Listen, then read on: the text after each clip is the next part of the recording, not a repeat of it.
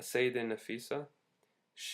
I mean, Imam Shafi'i used to send her prayers and be like, please pray for me because your prayers are accepted. I mean, just a really amazing person from the stories I've heard. You have janazat, which are prayers you do after people die. And because a lot of people want to do it in that place, it must be kind of depressing, I think. He's like, you'll find it after every prayer a lot. And so we went there for a Dhuhr prayer, which is almost midday prayer, the second out of the five prayers. I thought I might, so I come and we just entered right after they finished prayer. We missed the group prayer. And so, I saw three, four, and then another one, two. I saw eight at least dead bodies coming out. Not, they're all in coffins and stuff. But it was really interesting. I mean, he was right about that. Nice dude, Abu Bakr. He took me around, got me some date juice, which was delicious, and he got me some hawaishi, if I'm saying it correctly. This is an Alexandrian dish, or pastry, or whatever, I don't know. It's dough, and it has meat inside, and then dough on top. And one of my friends who was studying in Alexandria used to love it, and the Egyptians were laughing because they're like, that's like grade D meat. But I couldn't refuse eating it, and it was pretty good. Um, Lots of people, he told me, live in these graves around the area I was visiting. I mean, it's a really poor place. I mean, just piles of trash. And you have these amazing people in Islamic history, like that you read about and you hear about in lectures and stuff. Yet you go and visit their graves and it's just dirty. And, I took pictures and Ibn Hajar al-Asqalani's grave, for example, has like wood. It's kind of like, it's broken. I mean, it's in terrible condition.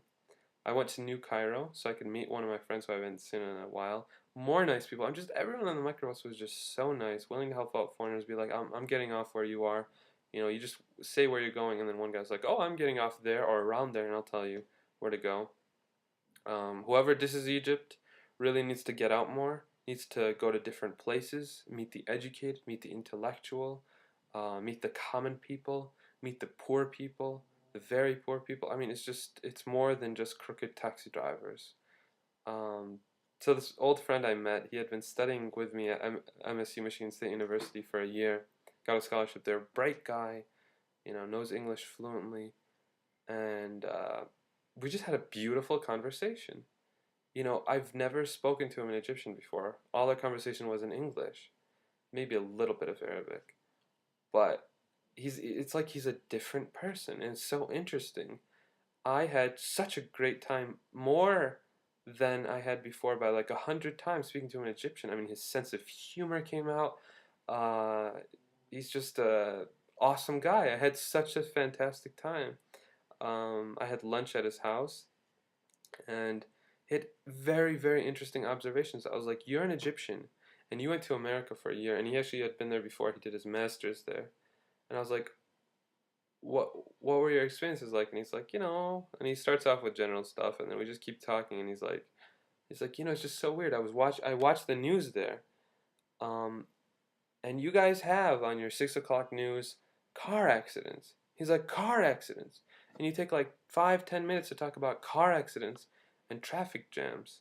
He's like, that's not news. I don't consider that news. And I start laughing, and I'm like, that's so interesting because in the past year, I've never watched the news and heard about a car accident or a traffic jam. It's just not news. He's like, maybe if you have blood up to here and it's like, oh, something horrible, then yeah, it's newsworthy. But otherwise, why are you talking about that? And um, he drove me to the train station. It was really, really nice of him. Beautiful ride, no traffic. Beautiful grass and trees and gardens and buildings and old stuff. This one Belgian was the first one to build something in New Cairo, and this building was like Indian style. I wish I could go in there. It was like a mansion. Just excellent, excellent stuff. I've come to like Cairo after really hating it. It just takes time to grow on you, I guess. And so I was thinking, I may come back there in a year or two, and I actually feel comfortable living in Cairo now. I've reached that level. And so I thought I never would.